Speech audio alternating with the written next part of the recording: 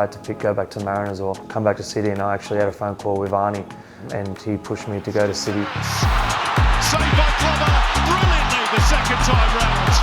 That is outstanding goalkeeping. Yeah, I was only 14 when I first went on trial, and my mum took me over there and she was stay with me for a week, and then she kind of left me there and I had to kind of fend for myself. I was with a host family who kind of took me under their wing, but it's, you know, completely different to life back here in Australia. It was a completely different change of culture and it was a shock, to be honest, but ultimately you had to mature at an early age and fend for yourself.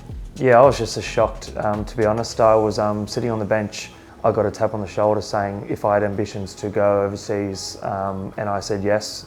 Yeah, within 2 weeks I was on a flight to Spurs. So yeah, it's crazy, and like I say, when I go back, you know, you never know who's looking, you never know who's watching, and that's why each training session, each game, you've got to perform like it's your last, because you never know when an opportunity is going to arise. And yeah, I was fortunate enough that someone saw potential in me, and yeah, 2 weeks later I was on a flight.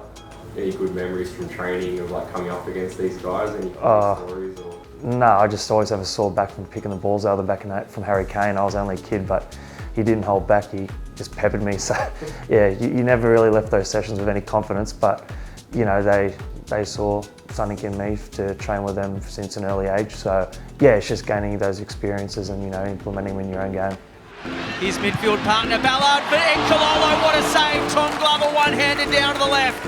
I wasn't in a regular game day squad every single day, and you know, I wasn't in around the first team of Spurs, but I wasn't on the bench every week, and you know, they're little experiences and you know, you can take later down the track. So yeah, it didn't work out the way, but I feel like everything happens for a reason. And funny story, I actually, because I obviously finished up at Spurs and I had two options, and one was the Mariners, so I had to go back to the Mariners or come back to City, and I actually had a phone call with Arnie and he pushed me to go to City.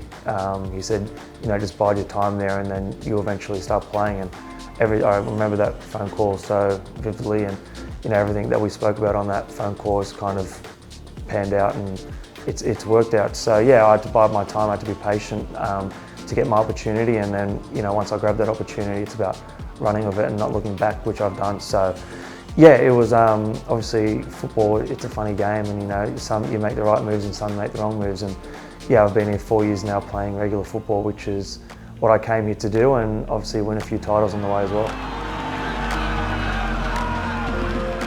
Yeah, I think for me personally, I'm just speaking for myself here, I try not to get caught up in it all. You know, obviously you have that background noise of, you know, it's a grand final, big stage, everyone's going to be watching, and you know, there's going to obviously be a bigger turnout. So yeah, for me, I try not to get caught up in too much in that and just kind of focus on my job at hand. But you know, obviously being there the last 3 times, you know, you pick little things out of each game. So you know, even this year, you know, we remember last year's feeling, you know, we don't want to experience that again. And the year before we had the opposite feeling, and you know, they're the reason why you play football, and that feeling, it just can't be matched.